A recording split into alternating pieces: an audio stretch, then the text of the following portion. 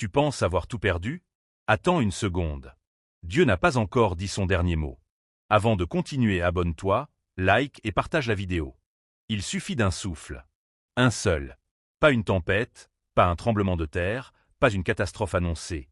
Juste un instant. Une seconde qui passe presque inaperçue.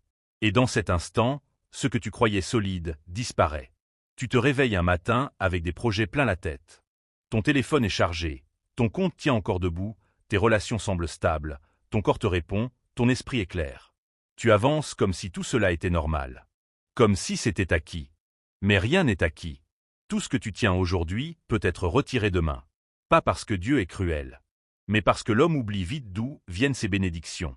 On croit que c'est nous, nos efforts, nos connexions, notre intelligence, notre chance. Mais il suffit que Dieu retire sa main, et tout s'effondre comme un château de sable face à une vague silencieuse vague. Il peut enlever la paix. Tu peux être entouré, rire, parler, publier, sourire, et pourtant à l'intérieur, c'est le désert. Un silence lourd, une angoisse qui serre la poitrine. Avant, tu dormais sans problème. Maintenant, ton lit devient un champ de bataille. Les pensées tournent comme des vautours au-dessus d'un cœur fatigué. La paix n'est pas un détail. C'est un don. Et quand elle s'en va, tout devient compliqué. Il peut enlever la santé. Ton corps, ce fidèle compagnon que tu négliges parfois, peut te lâcher sans prévenir. Un jour tu marches vite, le lendemain tu comptes les pas. Un jour tu manges avec plaisir, le lendemain tu surveilles chaque douleur, chaque signe, chaque souffle. La santé ne fait pas de bruit quand elle est là. Mais quand elle part, elle crie. Il peut enlever les relations. Les gens qui disaient « je suis là » peuvent devenir silencieux. Les conversations deviennent froides. Les regards changent. Les promesses s'évaporent. Tu regardes ton téléphone, plus de messages. Tu regardes derrière toi, plus personne. Et tu comprends une chose brutale. Certaines présences étaient des saisons, pas des racines. Il peut enlever l'argent. Ce qui te donnait une certaine sécurité peut disparaître. Les chiffres chutent. Les opportunités se ferment.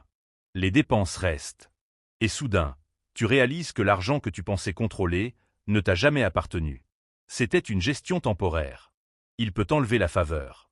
Avant, tout semblait fluide. Les portes s'ouvraient sans effort. Les gens te recommandaient. Les choses se faisaient presque naturellement. Puis un jour, plus rien. Tu frappes.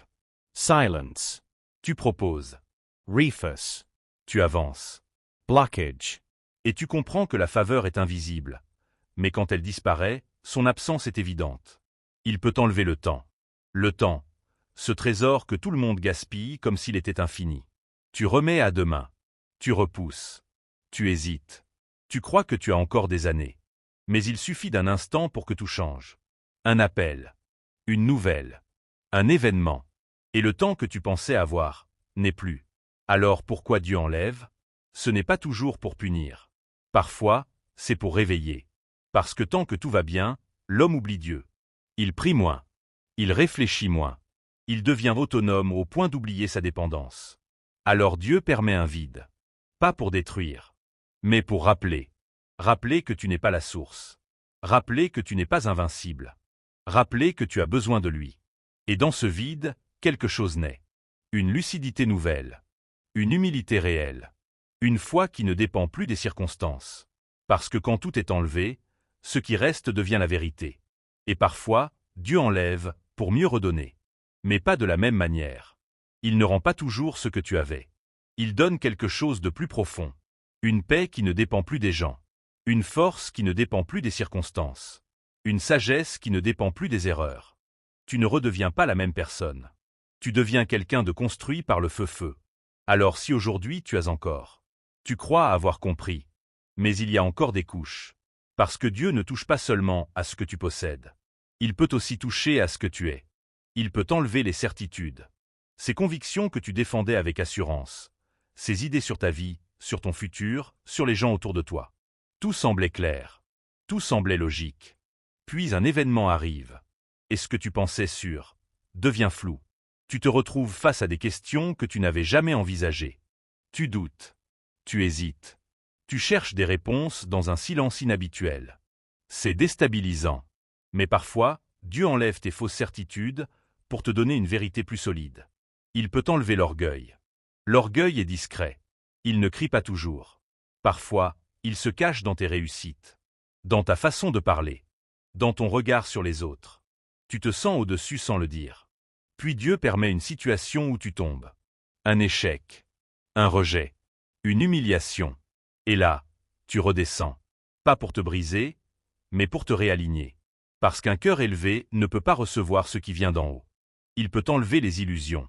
Certaines choses que tu appelais bénédictions étaient en réalité des pièges déguisés. Certaines relations que tu protégeais te détruisaient lentement. Certaines opportunités que tu poursuivais t'éloignaient de ton vrai chemin. Mais tu ne le voyais pas. Alors Dieu enlève. Et sur le moment, ça fait mal. La paix, protège-la. La santé, respecte-la. Les relations sincères, honore-les. Le temps, utilise-le. La faveur, reconnais-la. Parce que tout cela peut partir. En un instant. Mais voici la vérité qui dépasse tout. Même si Dieu enlève tout, s'il reste avec toi, tu n'as rien perdu. Et ça, beaucoup ne le comprennent qu'après la perte. Parce que tu pleures quelque chose qui, en réalité, te faisait du mal. C'est comme arracher une épine profondément plantée. La douleur est réelle, mais la guérison commence. Il peut enlever les distractions, tout ce qui t'éloigne de ton but, tout ce qui vole ton temps sans construire ton avenir. Les habitudes, les personnes, les environnements. Et soudain, tu te retrouves seul avec toi-même. Plus de bruit, plus de fuite. Juste toi et la vérité. C'est inconfortable. Mais c'est là que naissent les vraies décisions. Il peut enlever ta force pour te montrer la sienne. Il y a des moments où tu te sens capable de tout gérer. Tu tiens bon, tu encaisses, tu avances. Puis un jour, tu n'y arrives plus. Ce n'est pas que tu ne veux pas, c'est que tu ne peux pas. Tes forces te lâchent. Et c'est précisément là que quelque chose change. Tu arrêtes de compter sur toi seul. Tu apprends à dépendre. Et dans cette dépendance, tu découvres une force différente. Une force calme. Une force profonde. Une force qui ne vient pas de toi. Il peut enlever les réponses. Tu pries. Tu attends. Tu demandes. Mais rien ne vient. Le silence. Pas d'explication.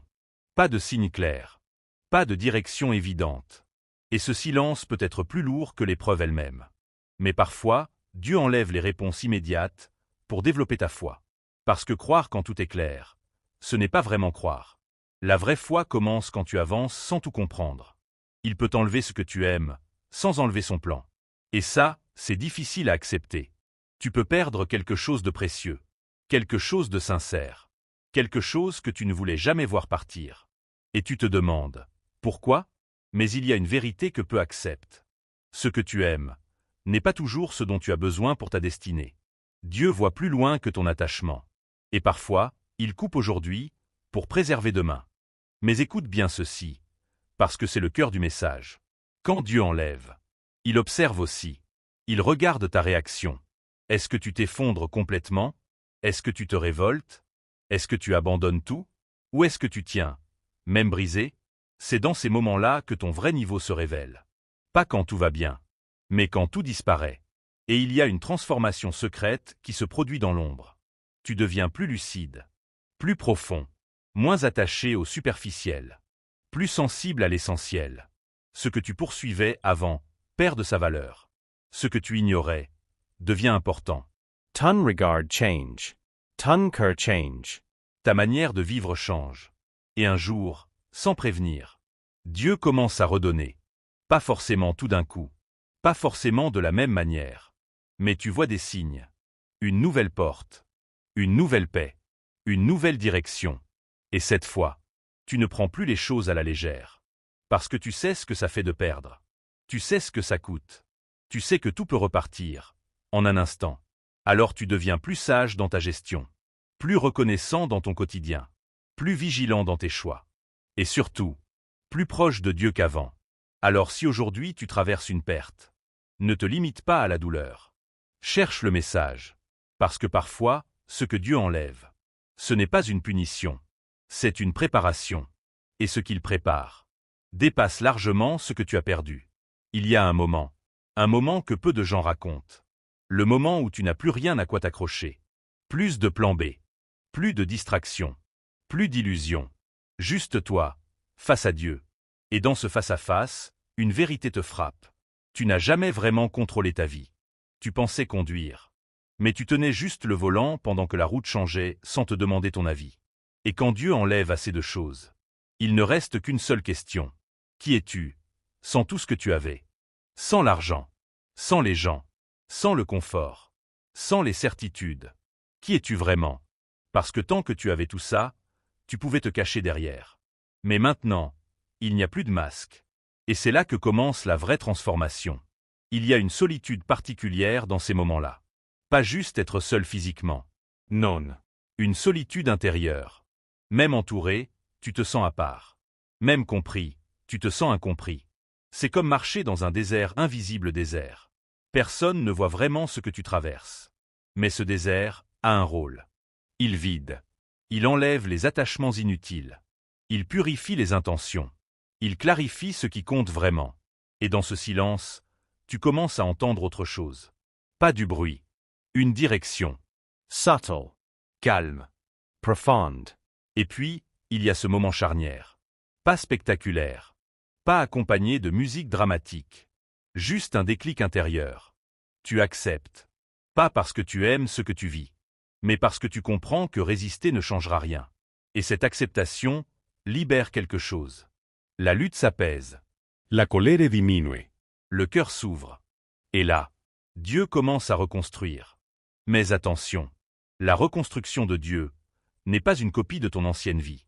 C'est une nouvelle architecture. Plus solide, plus alignée, plus vraie. Avant, tu construisais avec tes émotions. Maintenant, tu construis avec sagesse. Avant, tu choisissais avec tes envies. Maintenant, tu discernes. Avant, tu t'attachais facilement. Maintenant, tu observes. Tu ne deviens pas froid. Tu deviens conscient. Et voici quelque chose de puissant. Ce que Dieu t'a enlevé devient souvent ton témoignage. Ta douleur devient une clé. Ton histoire devient une lumière. Ta chute devient une leçon pour d'autres. Tu parles, et les gens écoutent différemment. Parce que tu ne parles plus en théorie. Tu parles avec des cicatrices. Et les cicatrices ont une autorité que les mots seuls n'ont pas. Un jour, tu regarderas en arrière. Et tu verras clairement ce que tu ne comprenais pas avant. Pourquoi cette personne est partie? Pourquoi cette porte s'est fermée? Pourquoi cette perte était nécessaire? Et tu réaliseras quelque chose de presque dérangeant.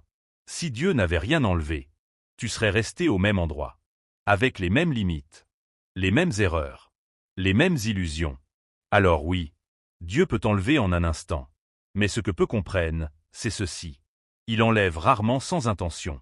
Chaque perte porte un message. Chaque vide cache une direction. Chaque fin prépare un commencement. Et maintenant, respire un peu dans tout ça. Regarde ta vie. Qu'est-ce qui a été enlevé dernièrement? Une relation? Une opportunité? Une paix? Une stabilité? Ne regarde pas seulement ce que tu as perdu. Regarde ce que ça a changé en toi. Parce que c'est là que se trouve la réponse.